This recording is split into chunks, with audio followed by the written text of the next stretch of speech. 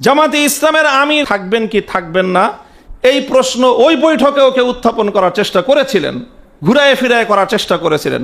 বাংলাদেশের ওলামায়ে দেওবন্দকে আমি এই কথাটা বলবো, আমি সেদিনও বলেছি, শাইখুল হিন্দ রহমতুল্লাহ আলাইহি থেকে নিয়ে আজ পর্যন্ত আমাদের রাজনীতির যেই ধারা সেটার মধ্যে সবসময় এটাই আছে যে উপস্থিত বড় মাকসাদ হাসিল করার জন্য, বড় শত্রুকে দমন করার জন্য ছোট ছোট ভিন্ন মতাবলম্বীদের সাথে নিজেদের ভিন্ন মতগুলোকে তখন এটাকে মিনিমাইজ করা হয়, এটাকে এড়িয়ে চলা হয়।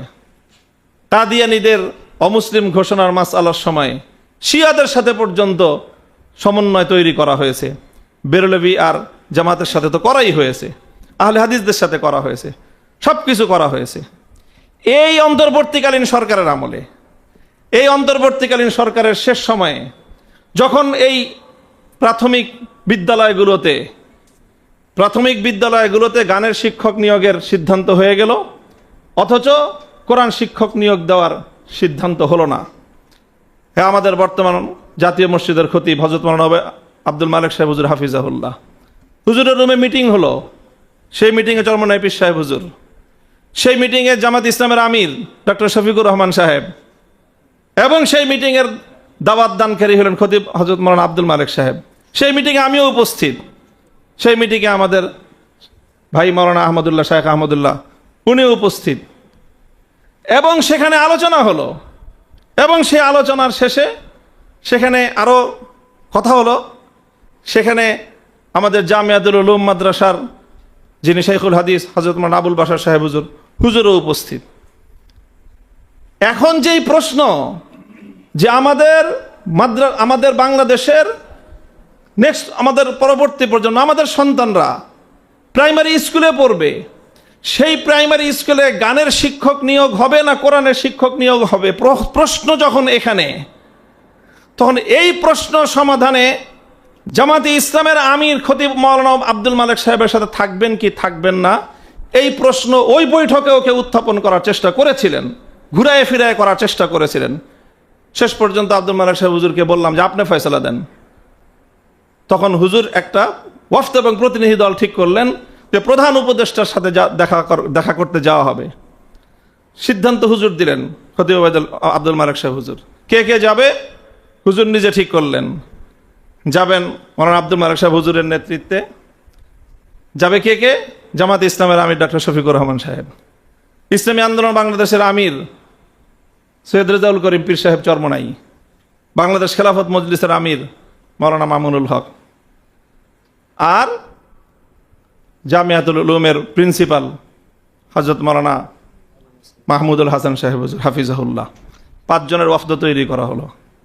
আব্দুল মালেক সাহেব হুজুর দায়িত্ব দিলেন আমিরে জামাতকে, জামাতের আমিরকে, যে আপনি প্রধান উপদেষ্টার কাছ থেকে সময় নেন, কারণ ওনার জন্য সময় নেওয়াটা সহজ ছিল। এবং উনি চেষ্টা করলেন, যোগাযোগ করলেন। শেষ পর্যন্ত ডক্টর ইউনূস এই বৈঠককে অ্যাভয়েড করলেন।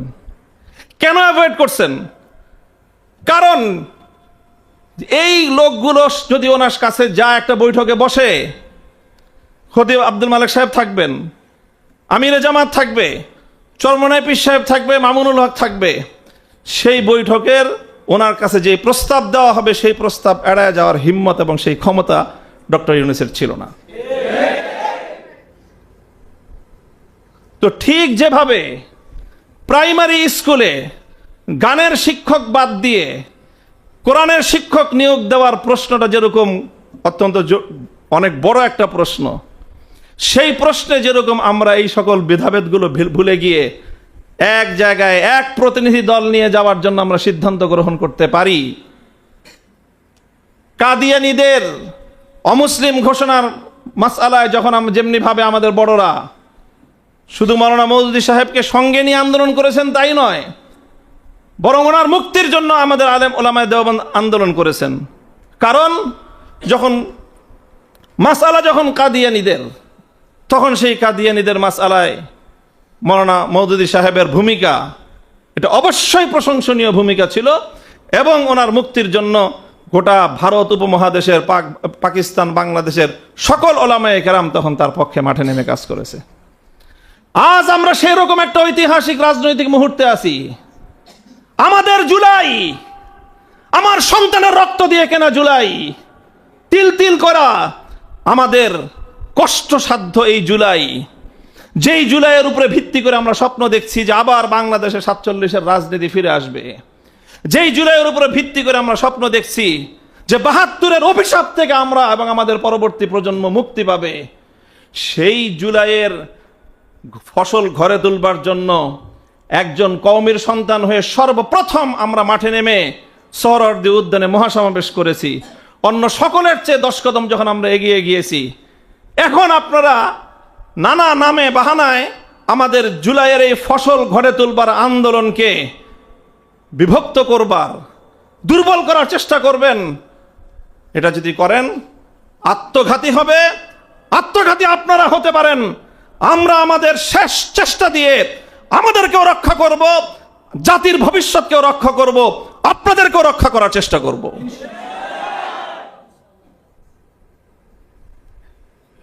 এটা আমার খুব স্পষ্ট, আমার অবস্থান, আমার কথা, আমার বক্তব্য। আজকে সরকার, বিএনপি যদি জুলাই চেতনা বাস্তবায়ন করার উদ্যোগ গ্রহণ করে, আমরা যে নতুন বাংলাদেশ, নতুনভাবে বিনির্মাণের যে স্বপ্ন নিয়ে জুলাই বিপ্লব হয়েছে, সেই জায়গাটায় বিএনপি যদি আন্তরিকতার পরিচয় দেয়, তাহলে রাজনৈতিক কোনো বিরোধের তোয়াক্কা করব না। বিএনপি এবং সরকারের সেই উদ্যোগকে যতভাবে সহযোগিতা করতে হয়, সর্বভাবে সহযোগিতায় আমরা থাকবো ইনশাল্লাহ। কিন্তু এই জুলাইকে গুরুত্বহীন করার যে কোনো উদ্যোগ সরকার যদি গ্রহণ করে, অন্য কেউ থাকুক বা না থাকুক, আমরা সেই উদ্যোগের বিরুদ্ধে যুদ্ধ করব। এটা পরিষ্কার কথা। আমাদের বুঝে শুনে আন্দোলনের মাঠে নামছি এবং এই আন্দোলনকে ইনশাল্লাহ আমরা গন্তব্য পর্যন্ত পৌঁছেই ক্ষান্ত হবে ইনশাল্লাহ। আমাদের হারানোর তো কিছু নাই, হারানোর কিছু নাই। হয় আমরা বিজয়ী হয়ে সুফল ঘরে নিয়ে ফিরব, আর না হয় হযরত হুসাইনের মতো ইতিহাসের পাতায় আল্লাহর নিকট আমরা আমাদের প্রাপ্য বুঝে নিব আল্লাহর কাছ থেকে। ইম্মাল ফাতহু ওয়া ইম্মাশ শাহাদা হাল তারাব্বাসুনা বিনা ইল্লা ইহদাল হুসনাইন। আমাদের হারানোর কিছু নাই। এই জন্য আমি বলি সবসময় যে আমাদের সাথে টক্কর দেওয়াটা, এটা অন্য যে কোনো পক্ষের সাথে টক্কর দেওয়ার চেয়ে একটু কঠিন বেশি। কারণ আমাদের এত কিছুর হিসাব নিকাশ নাই, এত হিসাব নিকাশ নাই। এত হিসাব নিকাশ থাকলে আজকে আমি নিশ্চিতভাবেই সংসদে থাকতাম, একটা মন্ত্রণালয় থাকতো আমার। কিন্তু ওই সব বুঝে শুনে ওগুলোকে দুপায়ে দলে তারপরেই জাতির ভবিষ্যতের এই অধিকার আদায় করার জন্য বিপদসংকুল পথে বুঝে শুনে নেমেছি। এবং ইনশাল্লাহ আমি আশাবাদী যে আমাদের এই সংগ্রাম সাফল্যের মঞ্জিল পর্যন্ত পৌঁছবে ইনশাল্লাহ। আমি আমার সন্তানদেরকে বলবো, ইনশাল্লাহ দৃঢ় হও, শক্ত হও। রাজনীতিতে কোনো দুর্বলের খাওয়া নাই। তোমাকে সর্বপ্রথম মানসিকভাবে শক্তিশালী হইতে হবে। নিজের দাবি আদায়ে তোমাকে অত্যন্ত মজবুত, দৃঢ়পদ হতে হবে।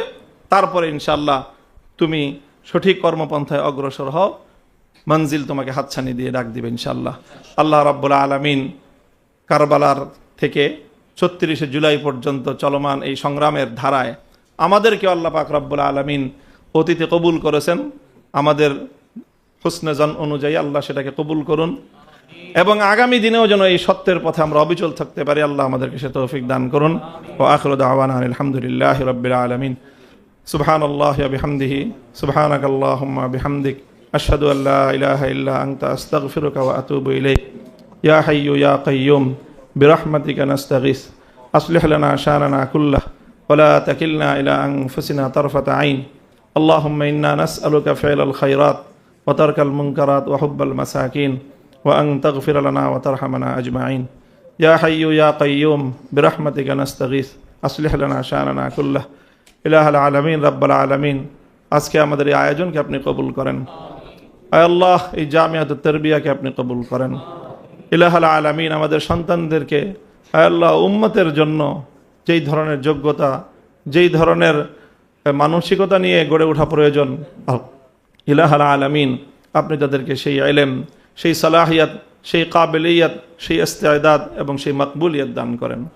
ইলাহাল আলামিন রাব্বাল আলামিন যে সকল মেহমান বৃন্দ কষ্ট করে দীর্ঘ সময় দিয়ে আমাদের এই আজকের আয়োজনকে সাফল্যমণ্ডিত করলেন, আমাদের শিক্ষার্থীদেরকে উৎসাহিত করলেন, ইলাহাল আলামিন আপনি তাদেরকেও সর্বোত্তম বিনিময় দান করুন। রব্বানা তাকাব্বাল মিন্না ইন্নাকা আনতাস সামিউল আলিম। সুবহানা রাব্বিকা রাব্বিল ইজ্জাতি আম্মা ইয়াসিফুন ওয়া সালামুন আলাল মুরসালিন ওয়ালহামদুলিল্লাহি রাব্বিল আলামিন।